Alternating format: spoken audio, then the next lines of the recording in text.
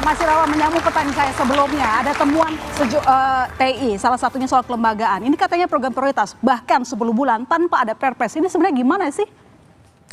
Kalau yang saya pahami sepanjang pengetahuan saya, pembentukan Badan Gizi Nasional itu melalui Perpres 83 tahun 2024, itu ditandatangani pada tanggal 15 Agustus 2024. Dan pada saat itu proses pembentukannya oleh presiden sebelumnya, yakni Presiden Joko Widodo.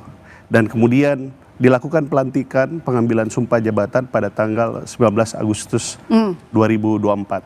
Sehingga dengan pemahaman dalam konteks waktu seperti itu, ya saya pahami bahwa program pelaksanaan makanan bergizi gratis tentu adalah setelah dibentuknya Badan Gizi Nasional itu pada tahun 2024 tersebut. Sehingga saya tidak mengerti bahwa ada rentang waktu 10 bulan bahwa pelaksanaan program itu tanpa dasar hukum. Terus kalau kemudian perpresnya itu ditandatangani, dibentuk pada tanggal 15 Agustus 2024, terus kemudian pelantikan kepala BGN itu baru pada tanggal 19 Agustus, tentu setelah perpres tersebut, terus siapa yang melaksanakan program makanan bergizi gratis tersebut? Itu yang saya tidak pahami dari apa yang disampaikan oleh TI tadi itu. Ya. Asbun.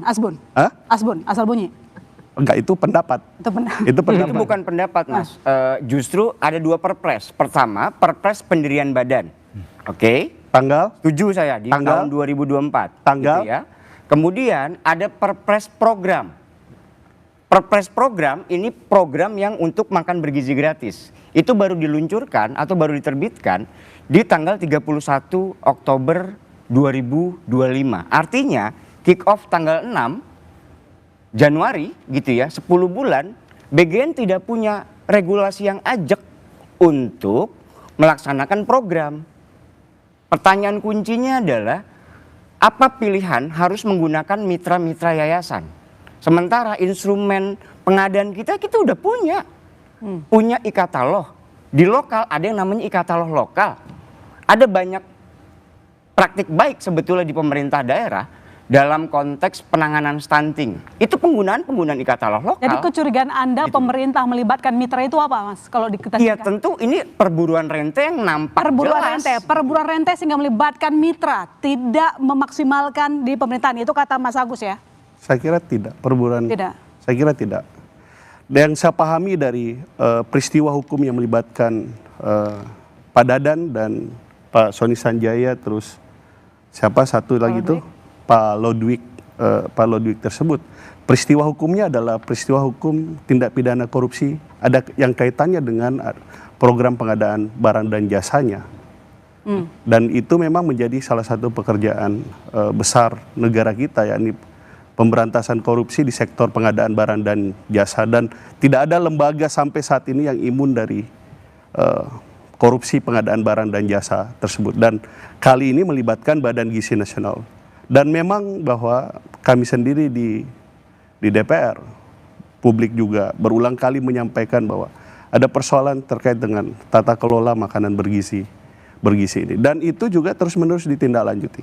Seperti tadi yang disampaikan bahwa ada pembenahan misalnya terkait dengan bagaimana makanan itu diberikan, terus kemudian mengantisipasi ada makanan yang tidak sesuai dengan standar gizi, terus kemudian SPPG yang tidak melaksanakan SOP dan seterusnya, berbagai temuan tersebut yang itu juga selalu diingatkan. Dan posisi DPR adalah selalu mendorong terkait dengan perbaikan tata kelola. Dan kami juga seperti dengan Presiden bukan hanya menyesalkan, menyayangkan, tapi kami juga kesel juga sama Pak Dadan ini. Karena di saat Presiden menyampaikan goodwill tadi itu kaitannya dengan bagaimana mulianya program makanan bergizi gratis ini ada yang makan tulang, Pak. Itu kan disebut dengan makan tulang. Jadi semua kita bahu-membahu, partai-partai, DPR, pemerintah, agar kemudian program ini bisa dilaksanakan dengan baik. Dia mengambil kesempatan. Nanti saya ke Anda, Mbak Bivit. Jadi menurut Anda sebenarnya wadah hukum program prioritas yang anggarannya besar ini sudah cukup atau belum untuk menghindari hal serupa terjadi di masa depan? Kalau tadi kata Mas Agus, ini jangan-jangan berburu rente. Ya, jadi memang kita harus bedakan antara apakah orang-orang yang sekarang sedang mulai disidik itu anomali atau dia sebenarnya ada masalah struktural dalam BGN ini. Menurut saya, bacaan saya adalah ada masalah lebih besar di bagian ini. Kalau sekarang mereka bertiga itu terkena kasus, bukannya mereka bertiga saja yang mengambil keuntungan untuk diri mereka sendiri. Ini ada suatu desain besarnya yang memang keliru sejak awal. Nah, indikasinya adalah salah satunya yang disebutkan oleh Transparansi Internasional barusan, karena saya biasanya manggil nama kecil, jadi saya takut salah nyebut Mas Agus barusan, di mana ternyata dasar hukumnya memang belum ada dasar hukum untuk menjalankan program. Kenapa dasar hukum itu penting? Karena kalau misal dikatakan memang di semua masalah kita selalu ada masalah pengadaan barang dan jasa, betul. Tapi masalahnya adalah dalam waktu 10 bulan itu, jadi dasar hukum pengadaan barang dan jasa itu apa? Satu. Terus kemudian yang kedua, yang namanya sistem PBJ itu pengadaan barang dan jasa, itu biasanya juga dengan kriteria tersendiri dan harus menggunakan e-katalog. Kenapa tidak? Kenapa juga makanya kita ketahui SPPG itu dikelola oleh yayasan-yayasan. Sebenarnya kan juga dari secara hukum ya, ada pertanyaan kenapa yayasan? Karena yayasan bisa langsung, nggak harus pakai e-katalog, tidak harus pakai skema pengadaan barang dan jasa yang sudah dibuatkan oleh pemerintah. Kan artinya ada masalah desain dari awal yang memang dibuat untuk menguntungkan orang-orang tertentu. Sengaja ini yang menguntungkan sebenarnya orang-orang tertentu. Betul, ini yang Sengaja. namanya pemburu rente. Jadi ini rent seeking ekonomi ini kan sudah jadi istilah bahkan sejak masa Orde Baru ya, dan sekarang memang terulang betul. Dan inilah yang sekarang terjadi. Makanya kemudian studi ICW maupun Transparansi Internasional menunjukkan siapa yang punya nih yayasan-yayasan itu. Dan belakangan kita tahu persis kan, bahkan Pak Prabowo ke dekat Palmerah sini, Polsek untuk waktu itu dalam seremoni MBG juga misalnya. Artinya yang punya adalah Yayasan Bayangkari, kepolisian misalnya begitu. Dan itu semua sudah ada daftarnya tuh dari studi TII maupun ICW. Jadi saya kira sebenarnya yang namanya rent seeking itu ada di situ. Ketika sistem pengadaan barang dan jasa yang sebenarnya sudah lumayan ajak, sudah berjalan bertahun-tahun, bisa disimpangi dengan membuatkan SPPG diberikan kepada badan hukum yang bentuknya yayasan, sehingga tidak wajib kena aturan main pengadaan barang dan jasa. Jadi desainnya dari situ sudah kelihatan. Belum lagi desain berikutnya, apakah misalnya tujuannya oke untuk memberi makan orang-orang yang tidak memang harus negara berikan makan, kita bisa setuju.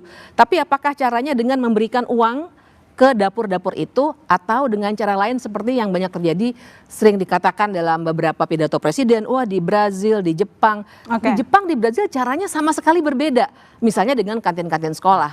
Nah jadi celah rent seekingnya itu ada di situ. Kenapa dikasih kepada dapur-dapur itu? Oke, Mas Fakhrul, kalau disampaikan tadi oleh Mbak Bivitri, ini adalah desain yang salah, desainnya salah, menguntungkan orang-orang tertentu, atau Anda punya perspektif lain bahwa ini bisa meningkatkan atau menggerakkan ekonomi misalnya?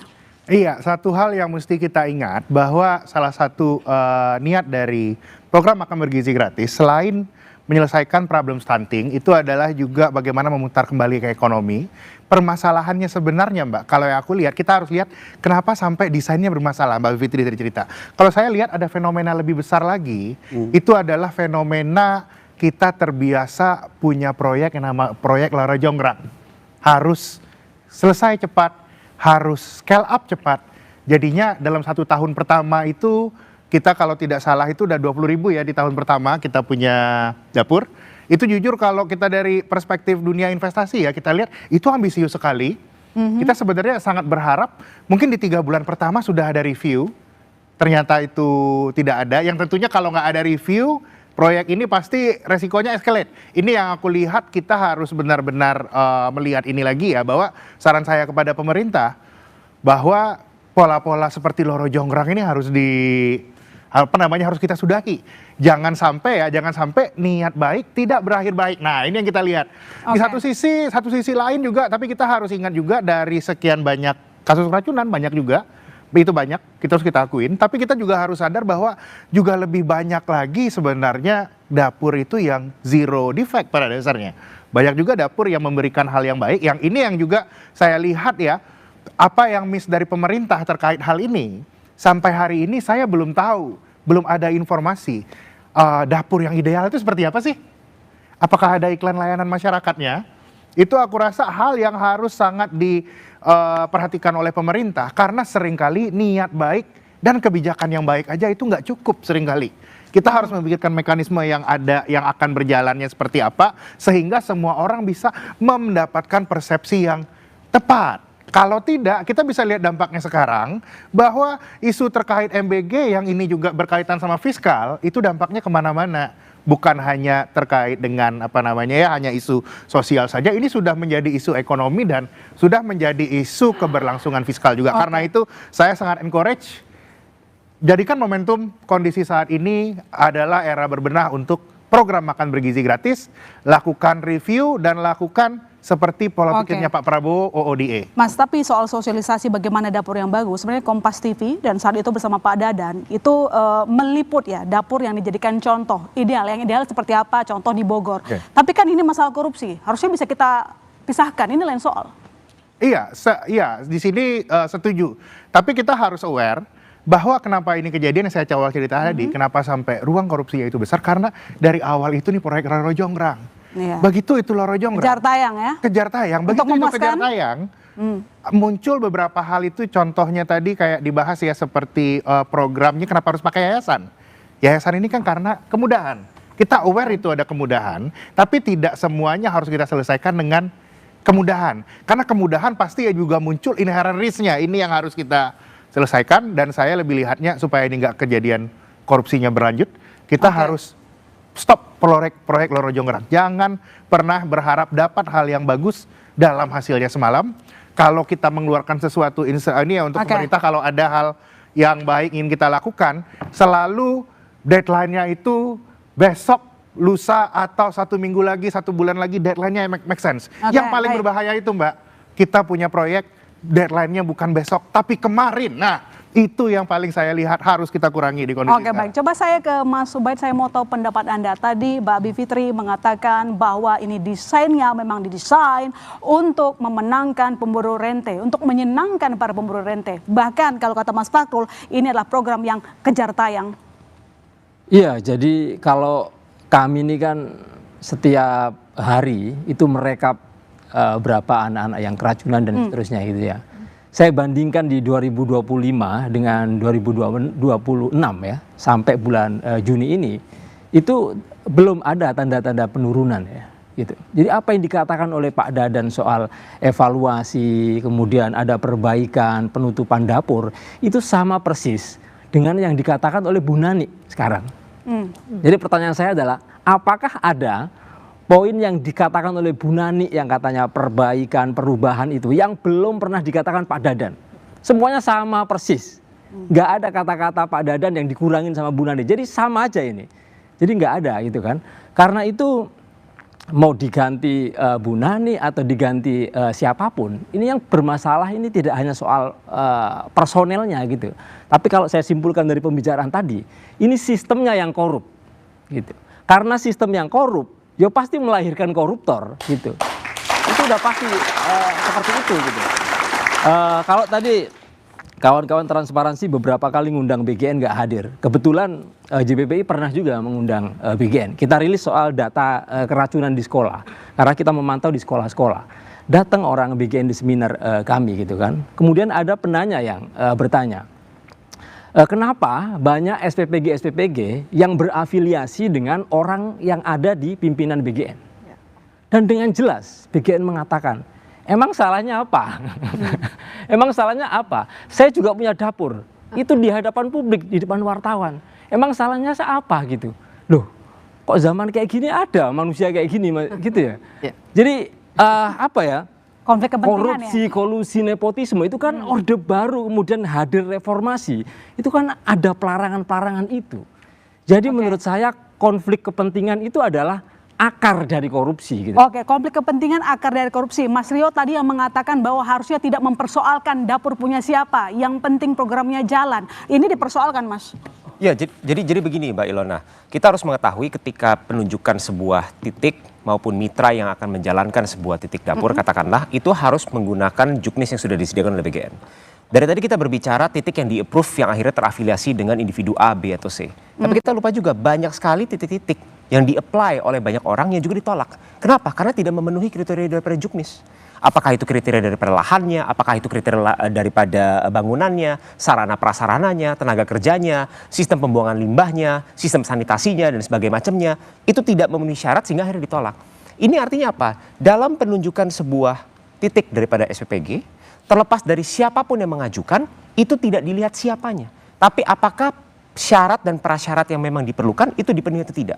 Begitupun juga ketika SPPG tersebut sudah beroperasi.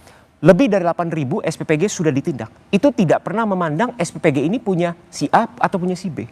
Tapi apakah SPPG ini menjalankan SOP atau tidak.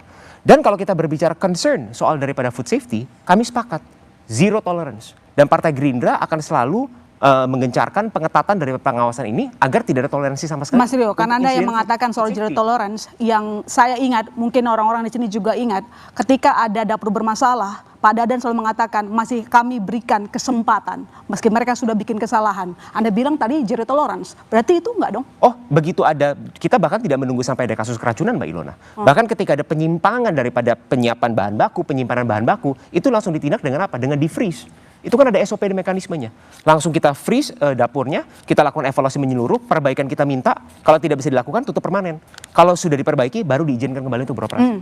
Itulah bentuk tidak ada toleransi terhadap apa yang disebut sebagai food safety. Oke, baik. Tio, Bu Nani ini dikenal sosok yang suka sidak atau bahkan menutup SPPG yang dianggap bermasalah. Nah, dengan terpilihnya Ibu Nani sebagai Kepala BGN, Anda melihat bahwa masa depan program ini akan baik, persoalan sistemik akan hilang. Gimana? Saya pengen apresiasi Mas Trio dulu, public speakingnya lebih bagus daripada Pak Presiden. Kepala BGN dicopot, Pak Dadan dicopot diganti Bu Nani. Tetapi kita lihat pidato pertama Bu Nani, tidak ada satupun poin transformasional yang disampaikan. Sudah 27.000 lebih SPPG dibangun, baru ngomong kantin sekolah akan diberdayakan. Itu sudah terlambat luar biasa. Jadi kita sebenarnya sudah dihadapkan pada situasi di mana syarat pejabat itu kan dua, kompetensi dan moralitas. Tetapi di zamannya Pak Prabowo, kompetensinya tidak ada, moralitasnya tidak ada, yang penting loyalitasnya. Bu Nani itu kalau kita ngomong kompetensi, kompetensinya apa? Beliau adalah seorang wartawan yang kebetulan jadi tim ses, sempat punya masalah moral yaitu masalah Bu Ratna Sarumpait yang bikin kebohongan publik, lalu loyal pada Pak Prabowo, menjadi wakil kepala BGN, lalu hari ini dipilih sebagai kepala BGN. Jadi menurut Mas kalau wartawan nggak kompeten? Loh, apa hubungannya wartawan dengan pengelolaan gizi anak-anak, Mas Trio?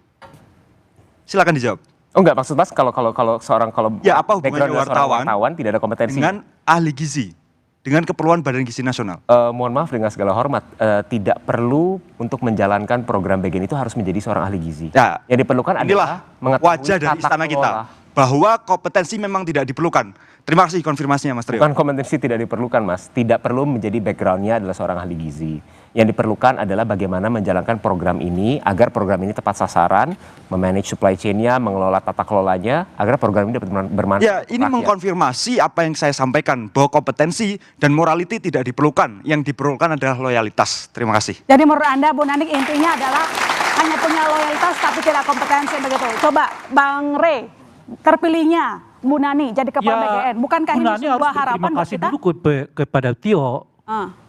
Kan karena ciutan Tio yang menyebut MBG itu sebagai maling berkedok gizi, jadi ini Ibu Nani naik. Kan sudah sepantasnya dong beliau apresiasi dulu Bung Tio ini, ya kan. Bung Tio, gara-gara ciutan Anda saya jadi ketua BGN loh sekarang itu. Nah, kita tunggu nih Ibu Nani kapan memberikan selamat dan ucapan terima kasih kepada Bung Tio ya. Dengan desain yang tidak diubah, Mbak, sebenarnya yang terjadi hanya ganti pemain. Pak Dadan tidak ditangkap karena korupsi. Pak Dadan tidak ditangkap karena maling. Pak Dadan ditangkap karena malingnya kurang canggih. Ya. Barangkali Bu Nani malingnya akan lebih canggih nanti. Masih lawan. Saya kan Oke. belum saya ini. Silakan. Saya mau sikapi dulu pernyataan Bung Astrio tadi ya. Jadi kira-kira beginilah saya buat pengandaian. Karena ini semua kotor, kebetulan, semua kotor, kebetulan ada yang satu, ini semua bersih, kebetulan ada satu yang kotor. Lalu yang kotor ini akan dibuang, lalu dikampanyekan kemana-mana bahwa ini semua bersih karena yang kotor sudah kami buang. Itu yang saya sebut nggak elegan. Kenapa nggak elegan? Karena Anda seolah-olah mau mengatakan yang ini bersih karena ini Anda buang. Anda mau mengatakan bahwa presiden itu hebat karena 3 orang ini ditangkap sebagai tersangka kasus korupsi. Padahal kalau kita mendengar tadi penjelasan dari TI, penjelasan dari Bu Bipitri ya, ini sudah bermasalah sejak dari awal bahwa hari ini kejadiannya ada 3 orang yang ditangkap sebagai tersangka kasus korupsi bukan sesuatu yang mengejutkan. Bahkan tadi Bu Fitri mengatakan boleh jadi lebih banyak dari ini karena ini bekerja tidak berdasarkan sistem yang kuat. Baik, saya ke Mas Irawan. Sebenarnya poin dari Tio dan juga Bang Rey ini sama. Ini cuma ganti pemain, pura-pura bersih-bersih, tapi sebenarnya masih ada yang sisa kalau kata Bang Rey. Justru sebenarnya kalau kita lihat presiden sikapnya sejak awal dan cara pandangnya terkait dengan berbagai program pemerintah itu, yang paling kuat pesan dari presiden itu adalah jangan sampai terjadi kejahatan korupsi itu sendiri. Dalam setiap kehadiran presiden selalu berulang-ulang menyampaikan bahwa bahkan jika orang terdekatnya, bahkan dari kader Partai Gerindra pun jika melakukan kejahatan korupsi, silahkan penegak hukum melakukan penindakan. Bahkan dalam paripurna terakhir di MPR pada saat presiden menyampaikan kebijakan makroekonomi juga menyampaikan Bung Irwan, hal yang serupa. Apa yang tidak disampaikan yang baik-baik itu tidak disampaikan oleh presiden. Tapi apa yang kita lihat di lapangan? Jadi sekarang eranya bukan soal apa yang diomongkan, apa yang dilakukan. Presiden mengatakan jangan ada korupsi di BGN. Tapi desain sistemnya, desain badannya, desain strukturnya begini.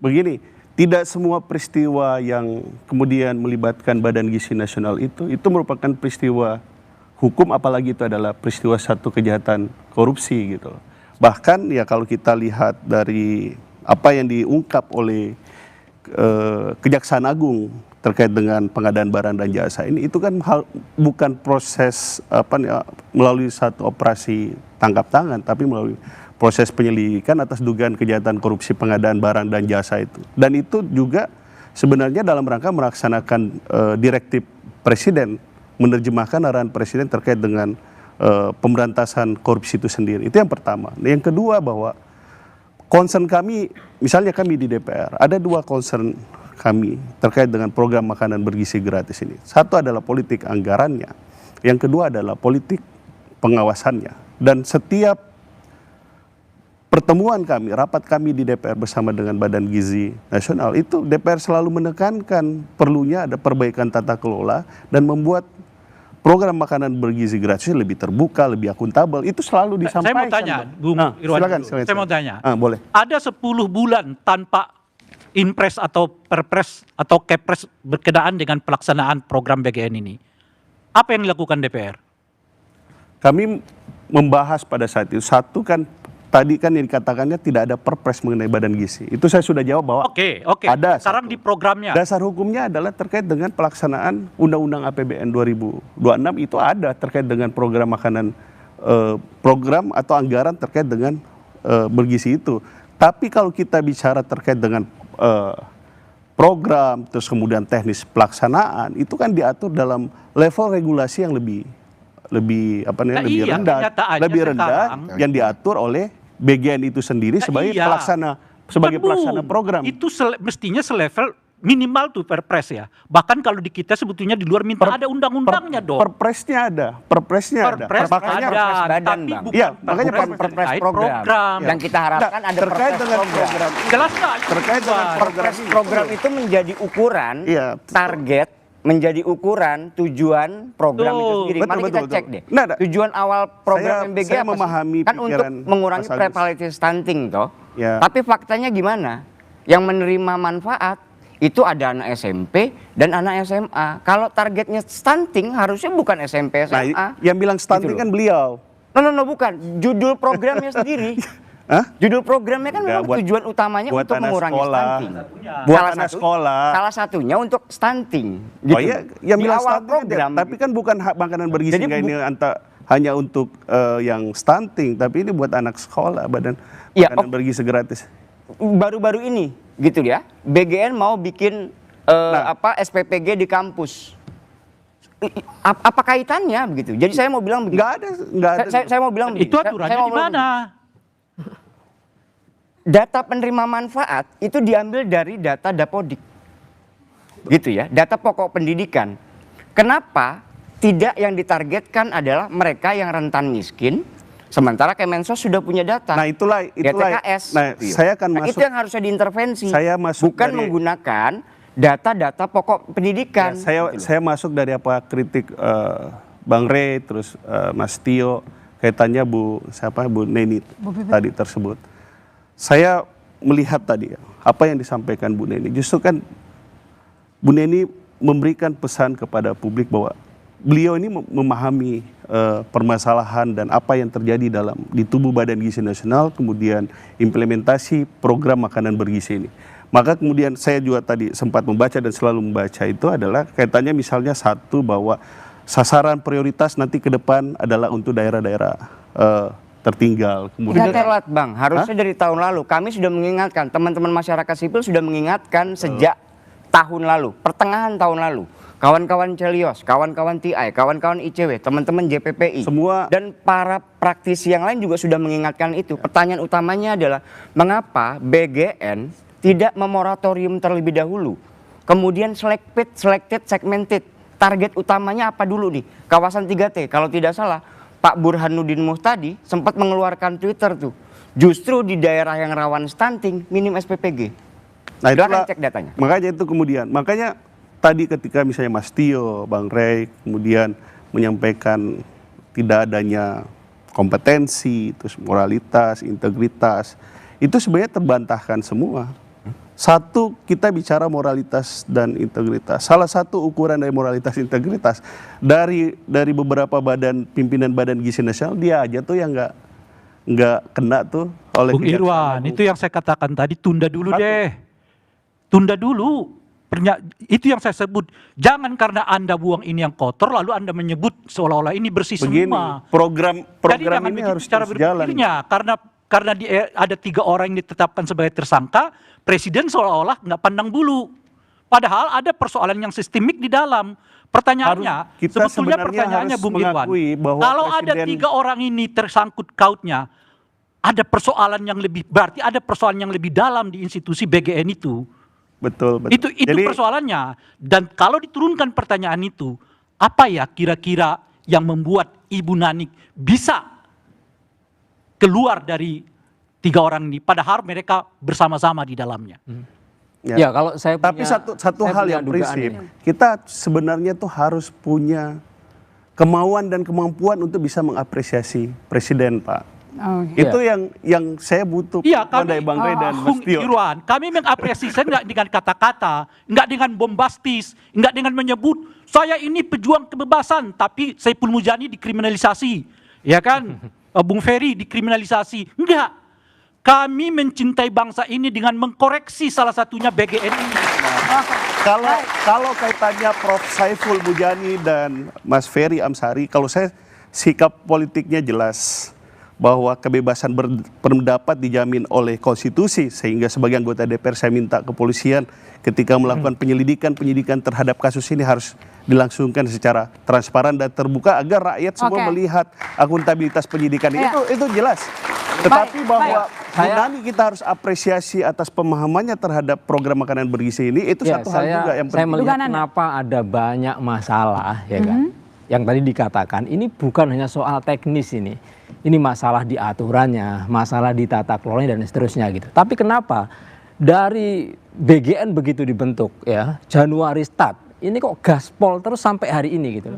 Sampai begitu ada kasus ini saya dengarkan tadi juga terus digas terus. Sampai mau digas di daerah 3T. Nah, poin saya adalah kalau Bu Nani bilang akan digas daerah 3T, kalau nggak ada perbaikan tata kelolanya, nanti vendor siapa yang mau didirikan di daerah 3T? Jadi Nanti vendornya orang BGN juga nanti. Enggak, gitu jadi loh. gini, Oke, Ada nanti celah kita korupsi lanjutkan. lagi gitu loh. Baik, nanti kita lanjutkan. Kami Bermasalah rekaman terus saudara ini tetap gitu di loh. Bola Liar.